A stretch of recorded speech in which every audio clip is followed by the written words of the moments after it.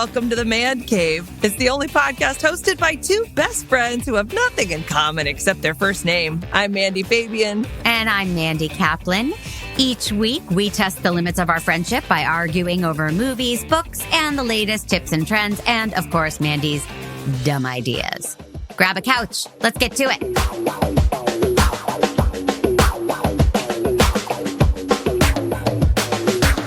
Oh, I'm excited for this.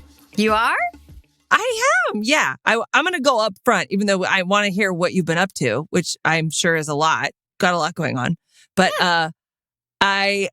because I called an audible. Just up front, I want to let everybody know. Right. Oh, the people don't know. I said the words I called an audible. Like I texted, I want to call an audible, right? You don't pull an audible, you call it. Hot. Yeah. I'm surprised you didn't drive over to my house right then. But yeah, so I did not give you your dead baby drama. I went completely the other direction. And it was just pure instinct. I was like a ninja. I was like, I know what we're going to watch. We're going to watch Dave Chappelle's special, The Closer, instead. Mm-hmm. And I had no idea. I genuinely had no idea until I started watching it how much you were going to hate it. Mm-hmm. Hate every second of it. And I was like, wow, I have now, I'm complete. I've become a podcast ninja. Intuitively, I just knew where to go. Bring back Rod Stewart. Honestly. Yeah. I was like, oh my God, miserable. Crawling under your couch cushions. And I thought it'd be kind of lighthearted and fun, but no, you hated every second of it. We can get to that. But we can get to that. And we will pretty quickly because I have not done much watching and absorbing of any pop culture this week, except one of my favorite shows of all time is back on Netflix for season 2. And it makes the world a better place in every way. And I need to talk about it. Sex Education? No, that is one of Jeremy's favorite shows. Not that he needs a sex education. He's a very thorough lover. You make a thorough. That's a good description. I like that. Yeah. Okay. What do you mean it's a good description? How would you know? You said that that's accurate. I would want someone to describe me as thorough in everything. I think it's an underused compliment. Thorough is a great compliment. Go ahead. Okay. So no, and I agree. He's a wonderful lover. But go ahead. Yeah. There it is. The truth is out. It's called Love on the Spectrum. Have you ever seen this show? Oh, no, I haven't. It is the most gorgeous, life-affirming, positive, inspiring show. And it's everything I love about humanity. It has nothing. It's not like a cheesy reality show. You're laughing at me. How are you laughing at me? Because I'm almost crying. I'm not laughing at you. I'm laughing because, of course, I am watching something that is absolutely not life-affirming or full of heart. But go ahead. Tell me. It sounds great. I can't wait. I don't know why I haven't watched it yet. They basically find these utterly charming, lovable people who are on the autism spectrum, and they follow their struggles while they try to find love and dates. So the production seems to set up some couples and you just root for these people with your whole heart, and you get to meet their whole families. And there's a woman whose her name is Jodie, and it's in Australia. I'm not going to do the accent, but she goes to their homes and she practices dates with them. She practices social cues and signals and conversations and boosts up their confidence so that when they're on a real date, they've done it before. That's her job. And I'm like, I think maybe I'm in the wrong profession. I think I should be doing that. You know that you can't practice French kissing with them. You know that, right? You can't go as far as you want. There are no rules. I resent that. It really is just, yeah. So if any Fandies are out there and want to reach out and talk about Love on the Spectrum, please do. I could talk about it all day long. And I don't really know anybody that watches it. And I just want to oh I love my it. God, okay. I've been busy. I will watch it. You're the second person who told me. And the other person is very dark and cynical and has a cold heart. So, it's clearly a crowd pleaser. So that's great. No, I'm watching something that I clicked it on. I was like, that looks interesting. I think I heard about that. And it was one of those, oh no, now it's like, I have to wake up at 6 to get my kids ready for school. And like, it's 1:30 in the morning and I'm eating the frosted Nutter Butter cookies that my niece did for Halloween and like really enjoying this documentary on HBO Max. And it's The Way Down. Wait, oh God, what's the title of the actual documentary? It's the woman who she's a Christian and she did the Way Down diet. You are looking at me like you don't know anything about this. I don't. Oh my God, you would love this. This woman, she has hair as big as her actual head. Oh, several people have sent me this link. Oh yes, yeah, girl. I need to watch The this. Way Down. What is it? The Way Down. I don't know. I'll look it up. Research. I'm going to talk to the research department and see if we can figure out the name of that show. But The Way Down documentary. Hold on. Here it is. It is fascinating. What? Yeah, it's The Way Down. Oh my God. The Way Down. That's what it's called. If you say Way Down one more time, I'm going to punch my computer. I know. Oh, also, sorry. Speaking of that, I owe you an apology. Always. Yeah. I've been listening to our podcast because I'm trying to, I'm a goddamn professional and I like to work on my shit. And so I realized that I am a repeater. I'm a horrible repeater. And that's one of those, see, I just did it. Okay? I have a fucking Did problem. you do it on purpose? No. I'm telling you, I have a problem. I listen to us and I hear myself say something and then I say it again. And I'm like, Mandy, shut up. You said it once. You don't have to say it again. To me, it's like Jerry Springer. They're always doing that. Like those people, they get so passionate. They're like, but I never called. I never called. I never called. I did not call. I never called. Because they're passionate. Well, okay. You're passionate. Well, thank you. Okay. So thank you. Being compared to Jerry Springer actually makes me feel a lot better. Not him, man. Not Jerry Springer.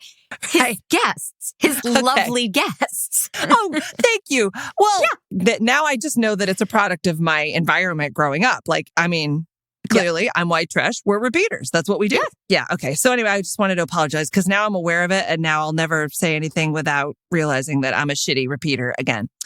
Look at me repeating how I'm a repeater. Jesus Christ. Okay. So, speaking of white trash, how about that Dave Chappelle special, huh? As someone of the white trash background, I thoroughly enjoyed it. I know you didn't. I knew you would not enjoy it. Oh, no. Look, I know. Now you're going to end our friendship. I know. I am in so much pain over this. I can't. I'm not. You just made me lose respect for you on every level. Oh, and I didn't think my respect level could go down anymore. And by the way, I'm also going to go to CVS and try to get unvaccinated. Because, like, I'm gonna, like he says several times in the special, I'm going all the way. He's so self-loathing and hating the audience and hating everybody. I have very few people. There's Rod Stewart and Rush Limbaugh and Donald Trump. And when I think of those people, my spine hurts and I get really angry and uncomfortable and like over emotional. And I think Dave Chappelle just made the list. Oh, no. What? Yeah. Really? Yeah. Oh, he's not like those people. I hate him so deeply. I hate him so deeply. God. I really hated this. This was torture for me. Well, that's because he says bitch a bazillion times and you hate the word bitch. Yeah, I was going to have Pete play a sequence just so everybody could hear the N-word repeated over and over. But I can't do that. He says bitch and the N-word in like a million times in one sentence. But man, that's his whole thing. That's the whole point. I mean, I think he is I think that's his brand of comedy. And like, look, I did not like Andrew Dice Clay when I was in college because I was like, he's a fucking sexist, horrible pig and offensive and awful, right? But I think that's what Dave Chappelle's doing. He's doing like an Andrew Dice Clay kind of thing. And You're he's using poking the word bear. Comedy. Do you think this was a comedy special? I do. Listen, I'm going to play a clip. I absolutely did. It was hilarious. Now look, no, there are parts that were not funny.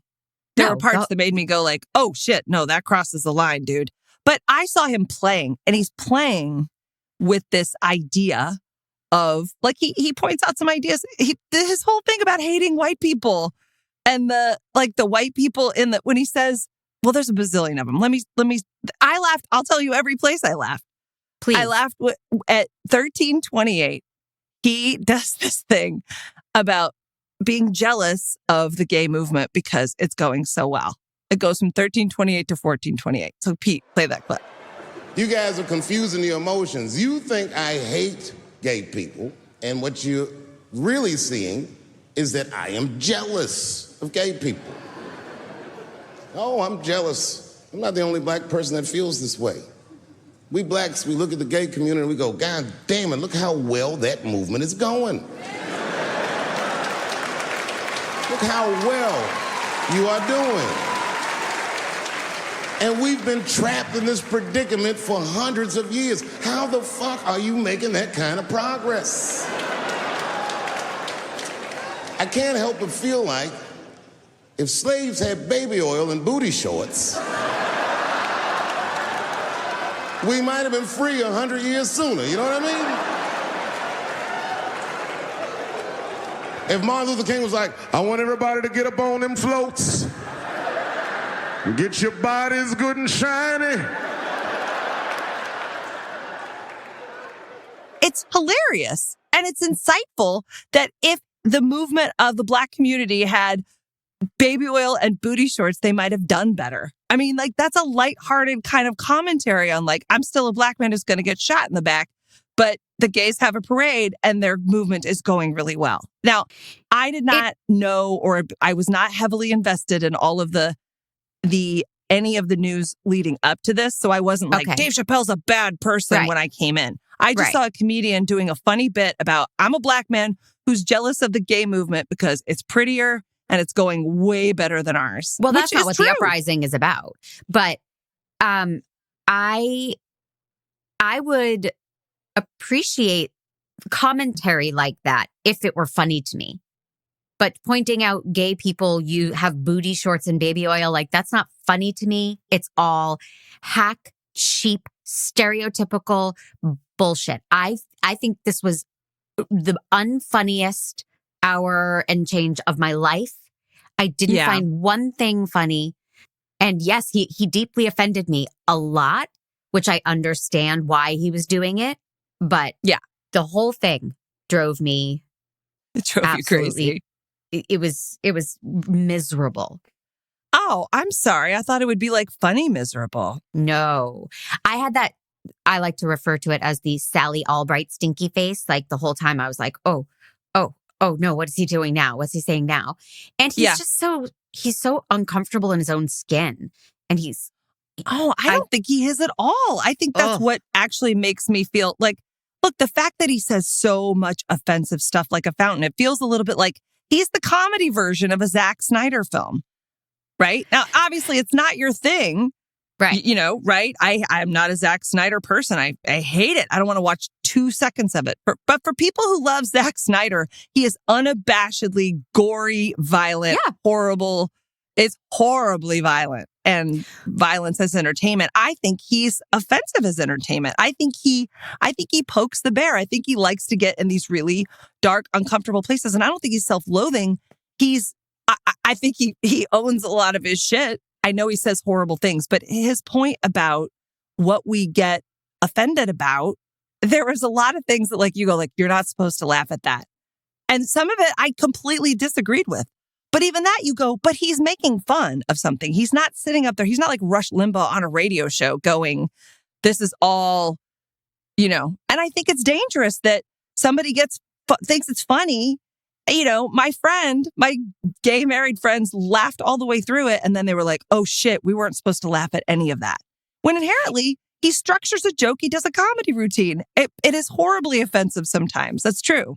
If it were really funny, I love that feeling of like, oh, I'm not supposed to laugh. I'm not supposed to laugh. I love that feeling. And I think there are comedians that do that really well. Anthony Jeselnik comes to mind. He is brilliantly funny. And you just have that sick feeling like he's being really offensive and I'm not supposed to laugh. So that's okay by me. I didn't find anything funny. And then Dave Chappelle did the thing right at the beginning that I hate, that when comedians blame the audience and the audience is not laughing at first. And he's like, oh, you think that's bad? It's going to get worse. And he's like mad that the audience didn't laugh. And that's not the audience's fault. No, he's not mad. He's staying all the way, like through his special was like a drop the mic. I'm going even further than I've gone before. And I read a bunch of articles on this, and everybody is kind of commenting on the same thing of like, he's sort of just repeating the same stuff. Like, there are a lot of people that didn't love this special. I haven't watched any of his specials, nor have I looked at any of the news. I've tried and I can't. Oh, I just never did. I heard the Chappelle show was brilliant, and some of his comedy is really brilliant. And, I mean, I'm a trashy white person, and he hates white people, and he talks about white people so horribly, but it makes me laugh. It makes me laugh so hard when he does this bit at, where is it? Oh my God. I think it's around minute 36 when he talks about being in Walmart, and he's like, now let's just pretend for a second that I'm in Walmart. He goes, and I forget what the joke is, but he says something like, and my dreams are dead, if that's the case. Right. He talks about how I don't know. You heard it all. You just didn't think any of it is funny. Is that a callback to last week when I admitted that I shopped at Walmart? Is that a dig? Yeah. Okay. No, it's duly noted. It's duly noted. Listen, no, there was a dig at me because then he talks about how all the women in Yellow Springs, Ohio are so beautiful and they're all like white hippie chicks. And he's like, I think they're beautiful. Like, I love white bitches with dirty feet. I know you hate the word bitches, so it's not fair. You can't judge it. What if he said women? But like, I'm a white woman with dirty feet. It made me laugh. Okay. We we just disagree. I mean, I didn't find him funny at all, but I laughed at me at 10 minutes and 5 seconds. He says something about the LGBTQ community and can he negotiate the release of the baby? And I was taking notes and I'm like, I don't get it. What's the baby? And then, like a total white chick, I was like, oh, duh, baby. Duh, baby. Now I understand. But it was just, I laughed at me because I was like, the baby. It's like when I had a voiceover gig years ago. I know you probably know this story, but maybe our Fandy Nation doesn't. And I was doing promos for a radio station. And it was like basically read off all the hot artists that we feature on our station. So I was like, listen to K101 featuring the hits of Pink, Usher, Florida. And they came back and they were like, it's Flo-Rida. And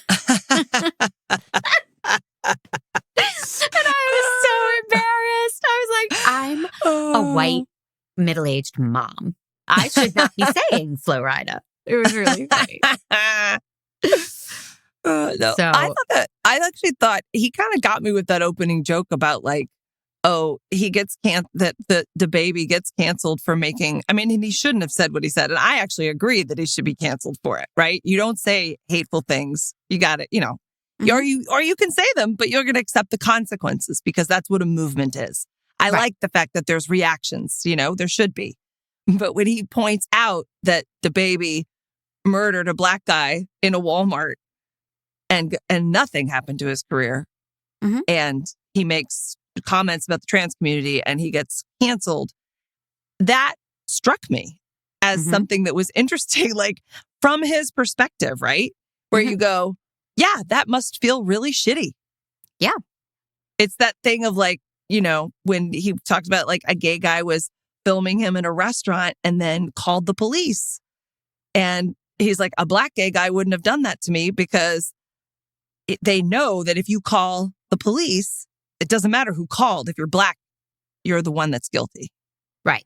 And so there were some nuggets in there from his perspective that made me go, I can see his frustration with the world at large and with certain movements and certain attention being paid to things. That's probably just a frustration that there's never enough attention or outrage to end what is going on in the Black community. Black Lives Matter. I don't doubt it. I just don't call it a comedy special. So, if he were making a speech, if he called this performance art, That would be my preference. Not that I would watch it. He referenced his last specials a lot and his own work a lot and how effective and important his own presence in this world has been. Yeah. And it is so, you taught me a couple weeks ago what virtue signaling is. And he was so guilty of it. And it disgusted me on such a deep level. And then he wraps up the whole thing. His big virtue signal is, I can't be transphobic because I knew one transgender person and I was nice to her. So, and I asked her to do a show and she did it. And then she killed herself. And I'm sad that she killed herself. And I swooped in and I'm trying to save her daughter. So I'm awesome. I can't be transphobic because of that. She killed herself after she came out in support of him. Sure. And she got slaughtered for it. Sure. She was being tortured by her own community for supporting Dave Chappelle, at least the way he tells the story. I'm sure there's other. But if that is the case, that's really sad. Okay, but why is he like on stage saying, and I am going to send her daughter to college, and my friend killed herself. He started the whole thing with like, I barely knew this person, but I asked her to open my show, which to me sounds like a way to appease the trans community, right? Look, you can't be mad at me. I asked a trans person to open my show. Then he criticizes her, calls her unfunny, then claims they're best friends and that he's so sad. And he's still a transphobic piece of shit to me. Just because you made one phone call and let somebody open for you, that doesn't take away the years of things you have said and done that confirm that you are transphobic. Well, this is a good question. Can you be transphobic and have a transphobic friend who gets you and who you understand each other? Like a transgender friend. Sorry, I'm sorry to correct you, but you said two transphobics. I don't want to repeat it, but you know what I said. But two transphobics can screw in a light bulb. I've seen it done. That's true. But a lot. In fact, I mean, until like maybe 10 years ago, they were all doing it.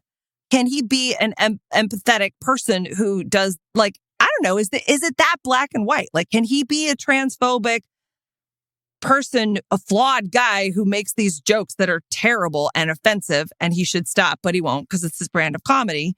And then can he be a person who has a friend? Like, does that mean that he didn't have her as a friend? Like, why does his story mean nothing? Because it is a story in the middle of a lot of things. Like, do you have to assume one person is all one thing, or can they be both? No, everybody can have shades of gray, obviously.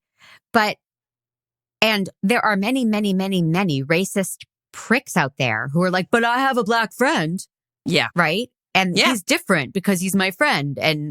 And so, yes, in my mind, Dave Chappelle is a transphobic prick who reached out to this one woman, in my mind, as a publicity move to fix his image. And it backfired. And now he's trying to capitalize on it again. And it makes me sick. He makes me sick. I'm so fired up. Okay. Oh, speechless. I won. And now the state rests. Attention must be paid. This whole courtroom's out of order. I did it. Okay. Yeah. I mean, this got Should we play our game? Feisty. Here's what we're going to do. We're going to give it man jobs because I'm a rule follower. Oh, I think I know how many man jobs you're going to give it. You're going to get it, throw the TV out the window. Yeah. I'm going to fist it. Yeah. A fist job. Yeah. Yeah. That's good. That's good and painful. Yeah. Yeah, cool. I hated it.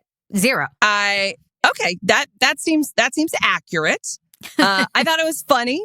I would give it 3, but I think it was funny, like with the knowledge that there were a lot of really offensive things. And I think he does lean into the thing that he knows is going to fire people up because he thinks it's funny. So he might be that guy at a party. Classic. Some of his humor things I thought were like, some of them were just terrible. And you go, oh, you can't say that. You can't say that. But some of it was funny. And I had never seen him before. So I was like, oh, I get. And then I did a lot of research on him. Like I get why people found him impish and I don't know, maybe gave him a pass because he would say shit that he feels like some of it, like I said, I know a lot of it is really offensive, but he says shit that other people don't say. And it sort of wakes you up in this way of like, what do I think about that? What is that? Spend an hour on a prison courtyard. People say this stuff. Did you almost snarf your water? I guess, no, you just made me laugh. Yeah, but I want you to snarf next time. I'll work on it. I'll work on it. I know, I try. Yeah. Okay. All right. So we're not ready for our game yet because we are going to read. We gotta talk. We have big, important stuff and announcements and information. Everybody get out your Palm Pilot, however you take notes. We are off to the races. Mandcave is a production of True Story FM, engineering by Pete Wright, music by Ian Post. If your podcast app allows ratings and reviews, please do give us a whole bunch of stars and write us a really killer review. It helps us out and it validates us in ways that our therapists won't. Sad but true. And if you want to get all up in our business, you can join us on Discord. This is brand new. So you go to mandcave.com/Discord. That's right, folks. Our own website, mandcave.com/Discord.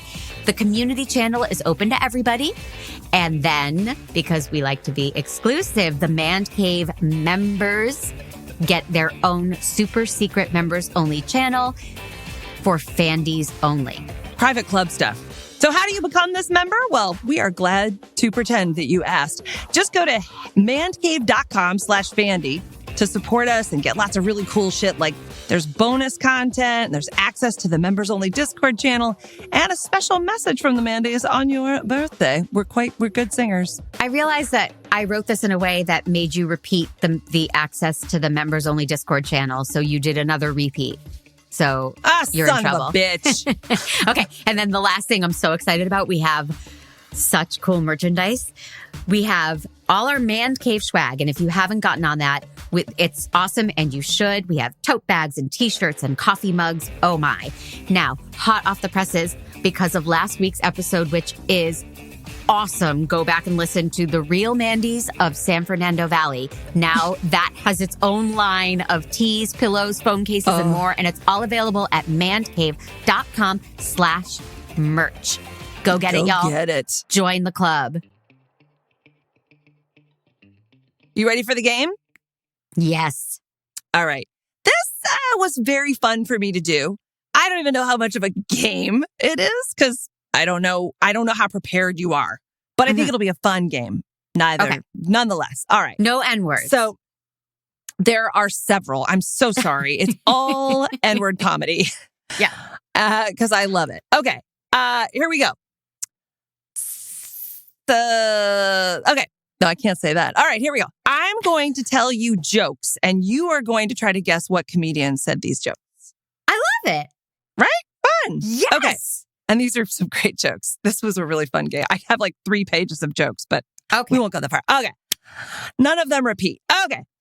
Proof that we don't understand death is that we give dead people a pillow. Paul Reiser. Oh, good guess. Seinfeld. Oh, okay. I was in the right ilk. Yeah. And I might try to do some terrible impressions of these people because that might help you out. That might help me. I would appreciate that. Oh, sure. That'll help you. Okay. This is a really good one. Ready? Mm-hmm. I used to work at McDonald's making minimum wage. You know what that means when someone pays you minimum wage? You know what your boss was trying to say?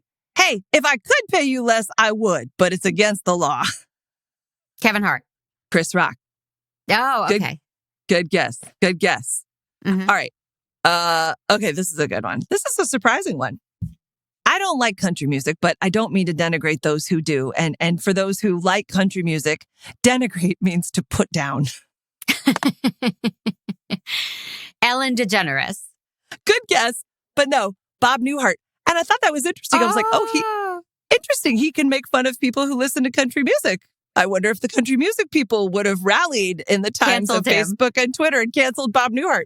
He's so funny. I love Bob Newhart. I know, isn't he great? This one I just had to say. I don't even know if it's the funniest joke I've ever seen, but it was really funny. Ready? Yeah. This is in reference to KFC's new bowls that they have. Okay. I just want kind of a you know this one? I do. I know who it is. Oh, well, all right. I'll say it. I just want kind of a light brown hillock of glop. If you could put my lunch in a blender and then liquefy it and then put it into a caulking gun and inject it right into my femoral artery, even better. But until you invent a lunch gun, I would like a failure pie and a sadness bowl. Oh, I thought it was Patton Oswalt. It is.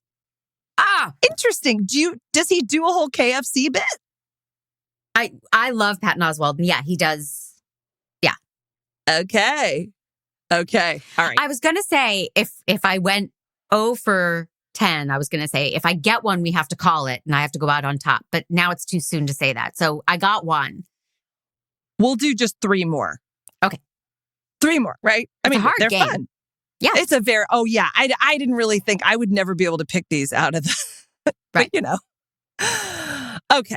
I'm a godmother. That's a great thing to be, a godmother. She calls me God for short. That's cute. I taught her that. Joan Rivers. That's actually Ellen DeGeneres. Oh. But good guess. Good guess. All right. Mm-hmm. People say that money is not the key to happiness. But I always figured if you have enough money, you can have a key made. That sounds old-timey. Yeah. Bob Hope. It's a good guess. That is Joan Rivers. That's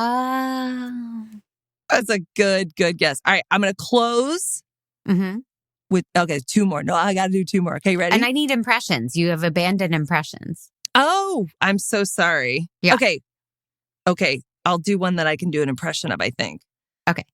I went home with this French guy because he said something adorable, like, I have an apartment. No, I know this because I know everything she's ever done. Amy Schumer. Oh, I love it. I love her. She's my favorite. I think you might know this one too. Okay, you ready? Mm-hmm. I'll book a ticket on some garbage airline. I don't want to name an actual airline, so let's make one up. Let's just call it like Delta Airlines. I do know that, and I can't think of it. Oh, Mulaney. Correct. My boyfriend. Yes, you did. I rallied at the end. Yeah, you did very, very well. Good game. That was fun. I'm surprised you got any of them. Like, I wouldn't have. Oh, God, you know what? I tried to look up Bill Cosby jokes. Guess what? Oh, man. All of the jokes are about Bill Cosby. They're not his actual humor. Because I used to listen to him as a kid. I loved Bill Cosby. Right. I know that's the sad thing. I mean, this is a whole separate episode. But it is sad. When growing up, I loved The Cosby Show. I wanted to show my kids The Cosby Show, or play the records. And you can't. Are you ready to hear what I'm going to have you watch? I am. And yet again, I'm being kind. I have not watched it. You always are. I'm always, Housewives I thought would really tick you off. But this is not Dead Baby, but I feel it's akin because it's Abused Woman, which I love almost as much as I love Dead Baby. Christ. Oh, my God. But people are loving this show, and you and I haven't talked about it. I haven't seen it, but people are loving it. And we're going to watch the pilot. And then if so moved, we can check in midweek and see if we want to try and watch the second one. Okay. We're going to watch Made on Netflix. Oh, God. Did you read that book? No. I'm not into sad sack memoirs anymore. All right, I'll tell you this. I hated the book. I stopped reading the book. Okay. Oh, good. I chose something you're going to hate. I owe you. Maybe. Yeah. I'll probably hate it. I feel like I'm going to hate it. People are loving it. And it doesn't look instantly like something I would love. But because it's like out there and people are talking about it and I want to watch it, I'm going to make you watch it. Great. So I think it's great. Required That's what friends are for. Yeah.